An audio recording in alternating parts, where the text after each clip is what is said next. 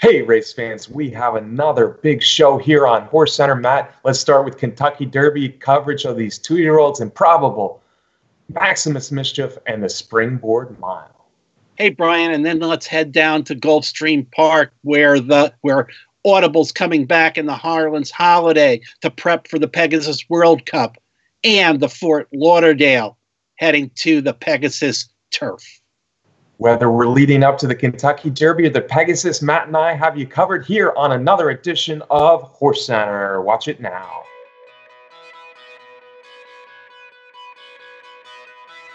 Welcome to another edition of HorseCenter, everyone. I am Brian Zipsy, and as always, I have the fantastic pleasure of being joined by my co-host to the East Coast. That's Matt Schiffman. How are you today, Matt? I'm good, Brian. It's great to be here doing the show with you, and let's springboard right into it.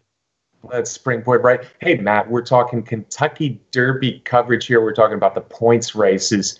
Before we springboard right into it, Matt, I like what you're doing there, by the way, I noticed. Let's talk about what we've seen, I guess, in the two biggest two-year-old races since the Breeders' Cup Juvenile was run. One was last week at Los Alamitos. The other one was the week before in New York at Aqueduct. Let's start with Los Alamitos, the most recent, and it was improbable that anybody was going to beat this Bob Baffert runner, Matt, and that's sure how it turned out in what I thought was a very impressive running of the Los Al Futurity. Yeah, it certainly was, Brian, and it was improbable that they were going to beat Improbable, and nobody was going to beat Improbable as the race turned on. He was in command of that race all the way around the track. I must say that fans, we need to keep in mind that he is a young 2-year-old and an inexperienced 2-year-old. And still learning, and I think he showed a little bit of that going down the back stretch. I think for a while there, Drayden Van Dyke was trying to rate him a little bit, and to me, it looked like he didn't really appreciate that at all. And at that point, I think Van Dyke finally said, okay, I'm just letting this horse run. And when he did that, Improbable was really happy, and he just took off and manhandled the field, including his stablemate, Mucho Gusto, who finished second. Yeah, Matt, I do see a little bit of that immaturity in Improbable, and he's done that before in his races. But then again, he's still able to kind of stay off the pace a little bit and really have a burst of speed when he needs it. We saw it live in person at Churchill Downs in the Street Set Stakes, and then we saw it again here at Los Al. And all things considered, whether he was a little bit green or even rank down the backstretch, this was a big performance because he was running fast at the end. It was a fast final time. If you look at how he put away probably his very talented stablemate Mucho Gusto so easily, and then 141 for a final time, it compares very favorably, by the way, to the other times of the day, including the Starlet, a big race for 2-year-old fillies. So I liked everything I saw. I continue to like what I see from Improbable. You know, he was talked about before his first race in the mornings. He had the battle to win that sprint race, but what we've seen in these two stakes races have me feeling pretty good about where I put Improbable last week, Matt, in my Kentucky Derby rankings, item number 2.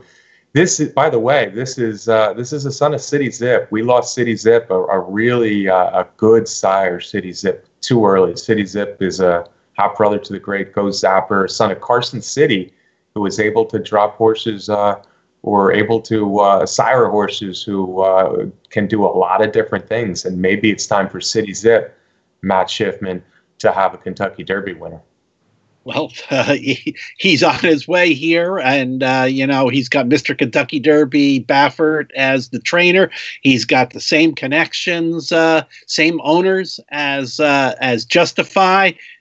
Baffert put him into the stall that Justify had last year, so all signs are pointing to the fact that this may be Baffert's number 1 horse on the Derby trail. Yeah, and that's saying something, Matt, because don't forget there's an undefeated Breeders' Cup Juvenile winner out there, not to mention another 5 or 6 very highly regarded 2-year-olds in the Bob Baffert barn. He's loaded perhaps like he's never been before. I know he's won 2 Triple Crowns in recent years, but he just seems to have a lot of really talented 2-year-olds this year. And Improbable fits the bill for me as one of the biggies. Hey, Matt, how do we compare this? Now, in recent years, especially, I think the Los Al Futurity, formerly the Hollywood Futurity, has produced more serious horses going forward towards the Kentucky Derby than the Remsen. The Remsen has had Derby horses over the years, but not horses have been able to get the win in a long time. Of course, we saw a pretty impressive win the week before by Maximus Mischief. What do you think of the two performances side by side? Well, it's really hard to put those performances side by side because let's face it, Brian, if you had a choice to make a trip to see a race and your choices were to go to Southern California or to go to Aqueduct in the winter, I think the choice is easy and making a little fun here, Brian. I think that's part of why those races out in California have produced so many Derby horses recently. It's just way nicer out there. It's a way nicer climate to train your horses. But hey, this is me talking. I'm at every one of those races at Aqueduct, and I love Aqueduct. But Maximus Mischief, as Improbable did, has answered the questions that have come his way, making the transition from park sprinting to a 1 1/8, which is about as far as a 2-year-old's going to be asked to go until we get to the Kentucky Derby, and done it in impressive fashion with big speed figures. I think the bottom line is that Maximum Mischief is a horse that has some potential, and we'll see where we go from there. They headed to Florida to warmer climates also.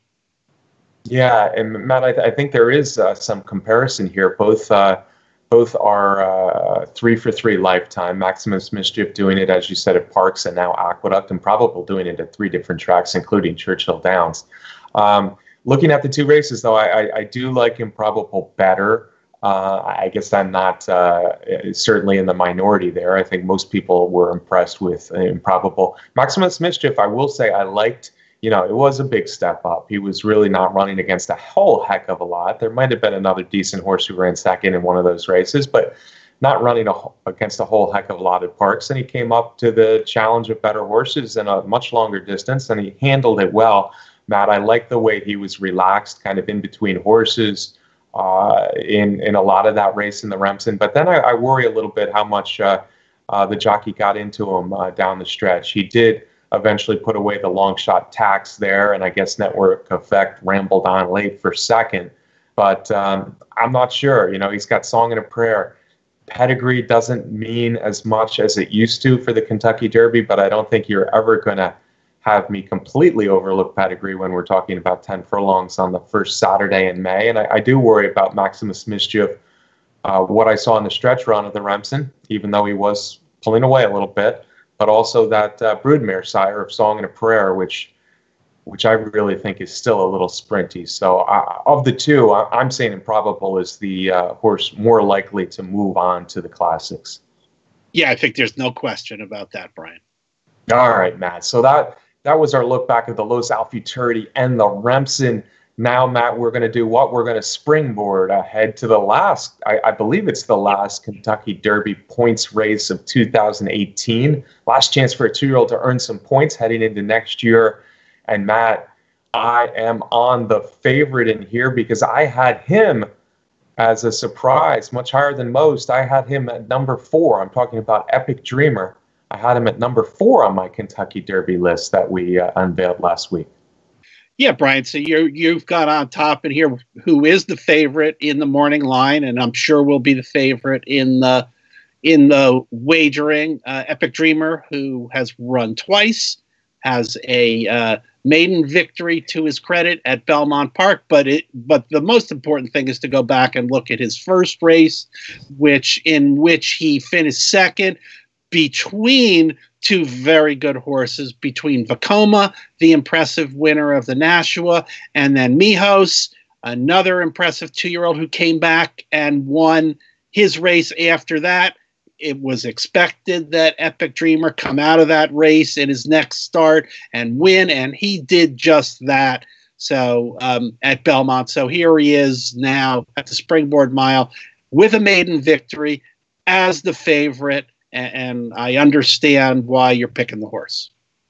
Yeah, Matt, and I'm interested in this horse moving forward. You know, when I talked about him in my Kentucky Derby list, I certainly wasn't too worried about the Springboard Mile. I don't think the Springboard Mile came up very strong. There's a decent sized field, but I don't think it came up particularly strong. So yeah, I'm not trying to beat him down there, but I think he's got classic breeding. The Son of Orb looks like a Derby horse to me. As much as almost any horse in the country, I really liked what I saw in his maiden races because, as you said, that first sprint was really a key race. 3 really good horses, and you saw what they did coming out of that race. And he was the one that had a little awkward stretch run there. He was certainly not a straight stretch run. And then the next race, when he did stretch out, as expected, he won, but he just looked like he did it so easily. So I like Epic Dreamer now in this spot in Oklahoma. I love the way he's been working both in South Florida and since he's gotten to Oklahoma for trainer Kelly Breen. And I like him moving forward. How about you?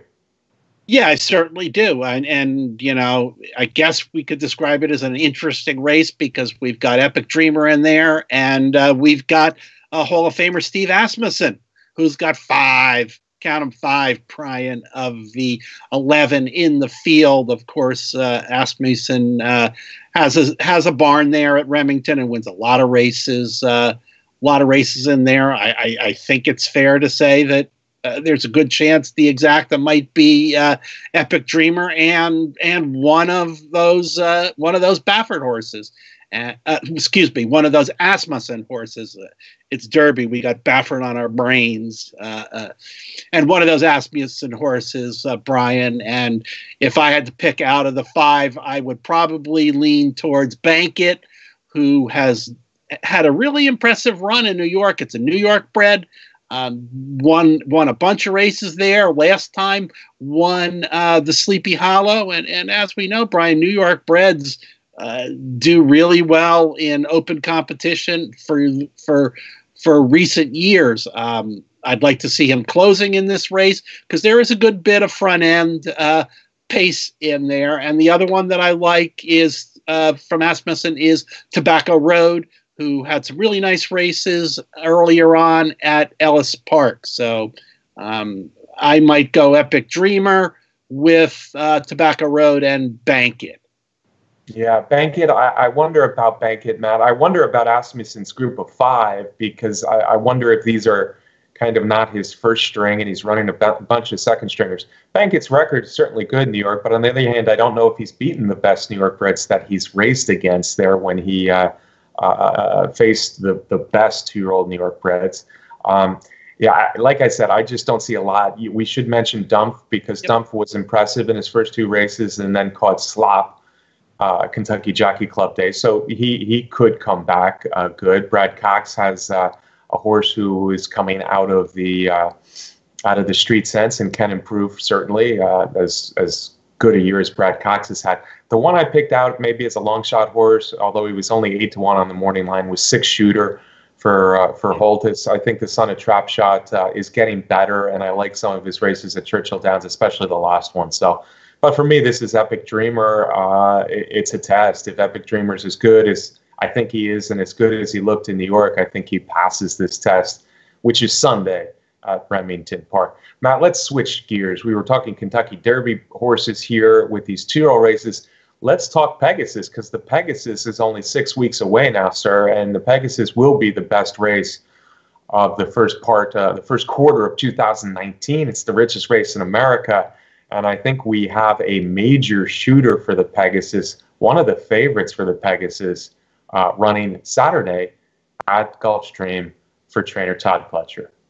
Yeah, that's for sure. And after Audible came back and won the Cherokee Run on Breeders' Cup weekend, Pletcher said that the Harlan's Holiday was going to be the next stop for Audible on the way to the Pegasus, and here he is in Grade 3 Harlan's Holiday, and I don't know if we can say that he's scared away the competition, but the race has come up pretty light, a field of 6, including another horse from the Pletcher barn who seems to be the second best horse in the field, but quite frankly, I wouldn't be surprised if Pletcher ends up scratching the horse out of there, because he put him in to help to make sure that the race goes.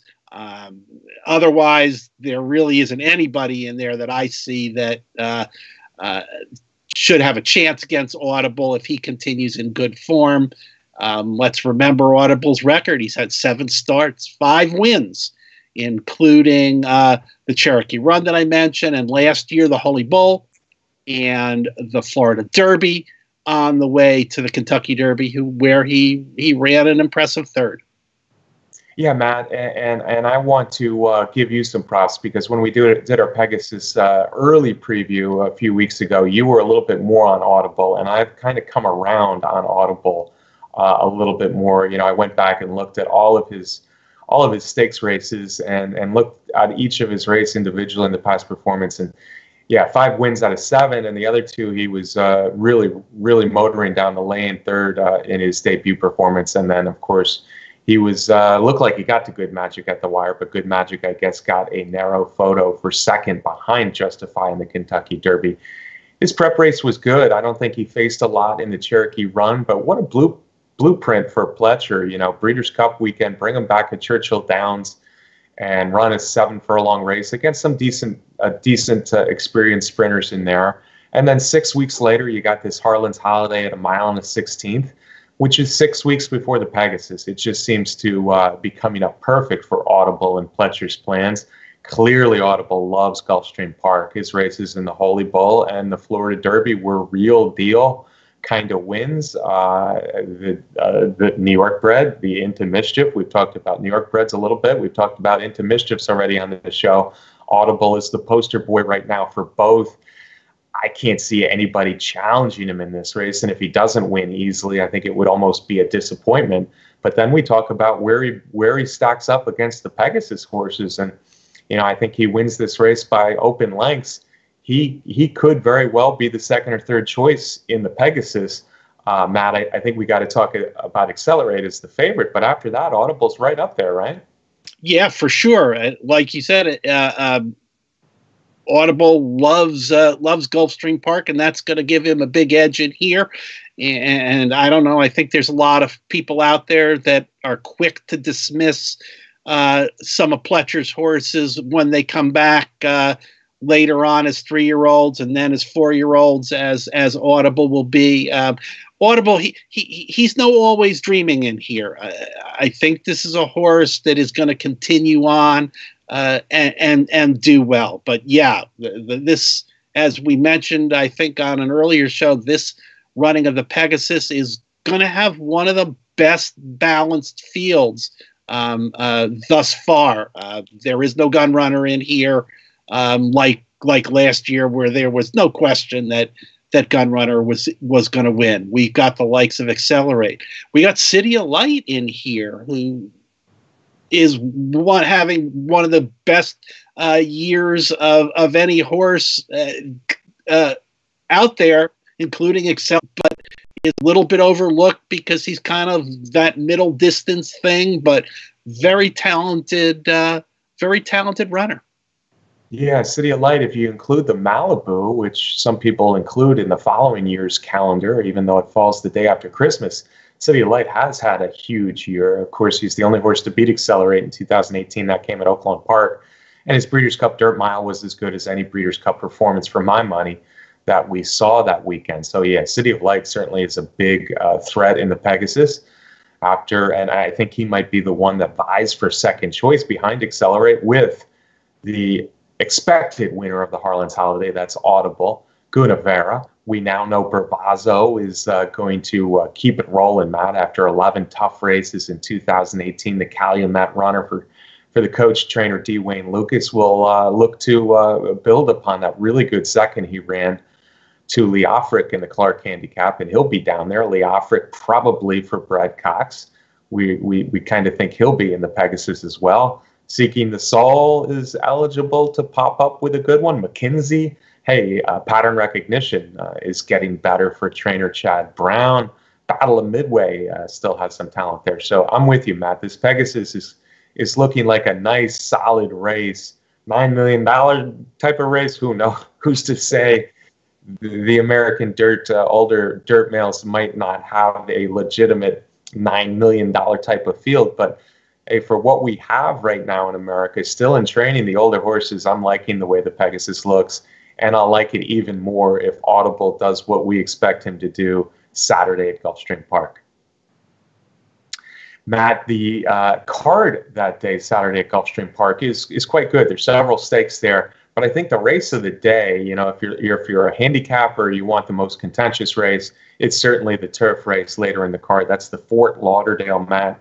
There is a bunch of stakes winners in there. Who can forget what Glorious Empire did this summer at Saratoga for trainer James Lawrence? High Happy had some big things, including a win last year at Gulfstream Park. Black Type's coming off a stakes win, Matt. Mr. Haverkamp has been sensational up in Canada. Zulu Alpha might be another big, giant claim for trainer Mike Maker, who specializes in claiming horses and turning them into really, really nice turf horses. Inspector Lindley, Oscar-nominated, projected, and I don't know if I'm saying it right, Matt, but I kind of like Corbin for trainer Kieran McLaughlin. Yeah, I was, as you were rattling them off, I was saying to myself, is he skipping Corbin? Is he skipping? No, there you go. You saved it to the end. We're looking at a likely field of 14 here, and I must say, folks, if you've watched any of the racing from Gulfstream since the championship meet opened, I'm very impressed with the new turf course. I remember at the end of last year they said they were going to completely redo the grass course, and right now it looks really good. It actually looks like a grass course, Brian, not a turf course that it's been in the past years with dirt and grass flying everywhere and sand all over the place. It looks really impressive. Hopefully, knock on wood, it's going to be able to withstand the long Gulfstream meeting. So that's nice to see. I think that's going to help attract horses to the $7 million Pegasus turf. And if we weren't sure about having $9 million quality dirt runners, I think we could say the same for this turf race in there that I guess is likely to have a field kind of like this one, a big field with wide open and a lot of really good runners. Yeah, I'm actually excited for the Fort Lauderdale here in the here and now, Matt, on Saturday. Corbin is my top pick. I really like the races he ran. Unfortunately, he couldn't be in the Breeders' Cup with a slight setback, but the Bernard Baruch was impressive, getting up to win that in a tight photo. And then I like the way he finished the Shadwell. There weren't a lot of horses really running late in the Shadwell Mile. It's kind of a strange race, if you remember, but I like the way he was finishing that mile off, that Grade 1 mile off at Keeneland. So he'll be my top pick in here. Black Type means there will be speed. It'll be interesting to see who goes with Black Type. I didn't even mention a few others, Matt. The list is long. Almanar, I think, has a shot. I remember how well he ran in the Arlington Million this year after we saw him win an allowance race at Belmont Park. And what about Divisadero? Our old friend Divisadero has run well at Gulfstream Park before, and he's coming off a very good race in the Breeders' Cup Mile. In fact, it was such a good race, Matt. He might be the favorite in here. I'm not sure how these odds are going to play out in this field, but Divisadero with a little pace is always tough. But this is the race I'm looking forward to betting this week, and Corbin will be my top pick, Matt. Did you come up with anybody you like in this race? Well, I think it's noteworthy to say, Brian, that this is going to be one of those rare turf races where Chad Brown does not have the favorite. He's got Projected in there, who hasn't won a race since September of 2017, and Almanar His recent form doesn't look great, but as you mentioned, has run some good races. So this is not going to be a Chad Brown favorite in here. I find Glorious Empire a little bit interesting. Had a bad Breeders' Cup turf, was eased in the race, but that the angle of playing a horse that was eased in his last race, as long as they come back come back in a timely manner, and that will be the case here with Glorious Empire. That's a good angle for fans to keep in mind, because that eased race is going to tend to increase their odds a little bit. And when a good trainer like Chucky Lawrence or whoever it might be brings their horse right back, a talented horse right back, they're not going to do that if the horse has any issues. So I'm a little interested in Glorious Empire. I think there's a lot of speed that could show up depending on how the race plays out. And I'm interested in High Happy, who best races are at Gulfstream Park, and Pletcher in the championship meet at Gulfstream is dangerous. Yeah, agreed. Pletcher's won the championship meet at Gulfstream Park for I can't remember when he didn't win it. Let's just say that. Mr. Haverkamp, I want to mention him. I mentioned him in the Woodbine Mile as a horse to not sleep on, and I continue to think so. I think he gets a stalking trip in here. It depends how fast that pace is, as you said it might be, but I think Mr. Haverkamp is dangerous as well. And then, of course, this all leads to the $7 million Pegasus Turf, which is in 6 weeks, the same day as the Pegasus World Cup. There are going to be, I think what Gulfstream wanted to do is wanted to get some international horses in here, make it an international type of race before Dubai. And I think they will be successful to some extent doing that, Matt. It sounds like the really nice 3-year-old filly from the Aidan O'Brien farm, Magical, is probably coming. So if she comes, it instantly lands a little credibility in its first year. And then you'll probably have several of the horses that run well in a very interesting race here Saturday in the Fort Lauderdale at Gulfstream Park. So, Matt, which one are you looking more forward to, though, the Pegasus Dirt or the Pegasus Turf? Well, that's a good question. I guess the Pegasus Dirt for sure. You said the Dirt.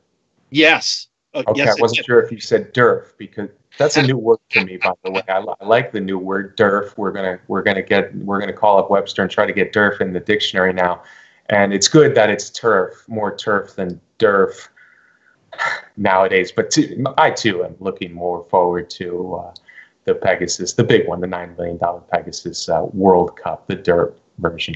All right, Matt, that's our show for this week. Next week we're going to be coming at you a little bit earlier next week, and we're going to do our review, the best of 2018. That's always a fun show to do, Matt, so I look forward to that. Before we go today, can I get a parting shot from you? Brian, as we're heading into some really good racing and the holiday season, I want to thank all of our HorseCenter fans for watching the show, and of course I want to thank our producer Brett Workman for putting together HorseCenter. Well done to you, sir. Thank you to the fans that watch. Thank you to Brett Workman. Thank you to our sponsor, the best contest site out there, Derby Wars. Don't forget, fans, if you haven't already, please do subscribe to our YouTube channel right here on Horse Racing Nation. And hey, Matt, let's do a trail off video. I think our fans have spoken that they'd like to see a little video as we end the show. We haven't mentioned her yet. American Pharoah's little half-sister is getting better and better, and she proved it again Saturday at Los Alamitos with a determined win as she stretched out for the Starlet Stakes at Los Alamitos. So let's watch American Pharoah's half-sister chasing yesterday get the job done in the Los Al Starlet. They're all in line. And they're off in the Starlet, and it was a perfect start. Sold It is showing speed this afternoon, and Mother Mother right there to her inside. They're followed by Anaya Alrob. Chasing Yesterday is caught about 4 wide with 1 lap to go. Oxy Lady is second last in the early run, and Vibrance will save ground around the first turn. She's last of the 6 as they make their way through the opening quarter mile. Looks like they're going relatively easy as Mother Mother now inherits the lead for Florent Giroux, and she didn't have to work hard to get there. Mother Mother in front about a half a length. Sold It between fillies, and Anaya Alrob is moving up on the outside. The opening quarter was 23-1, and these 3 are now almost right across the track. Favorite Chasing Yesterday is in the clear 4th, and less than 3 lengths off the lead. Vibrance moving up down from the inside, and Oxy Lady last of the 6, but only 5 lengths from top to bottom as Mother Mother leads the Starlet field up the backstretch. Mother Mother in front, lets it out a notch as they go to the half-mile pole, and she's in front by almost a length right now and went 47 seconds flat for that opening half-mile. Sold It is trying to stay with the pace setter as they move to the far turn. Vibrance riding the rails, almost a joint third. Anaya Alrob still right there, and Chasing Yesterday, no choice but to go wide. She is 4 wide, trying to close in on the top pair as they come to the top of the stretch, and the top 4 line up as they straighten away. Mother Mother cuts the corner. Sold It trying to press on by Mother Mother, and now Chasing Yesterday is hitting her best stride, and she's got clear sailing down the stand side. Anaya Alrob in with a huge upset chance. Mother Mother all out. Anaya Alrob between fillies. Chasing Yesterday, the stand side. Any one of these 3. Chasing Yesterday and Naya Alrob. These 2 going on. Chasing Yesterday, maybe a nose in front. Chasing Yesterday wins the Starlet over a very game Anaya Alrob, and Mother Mother right there on the inside.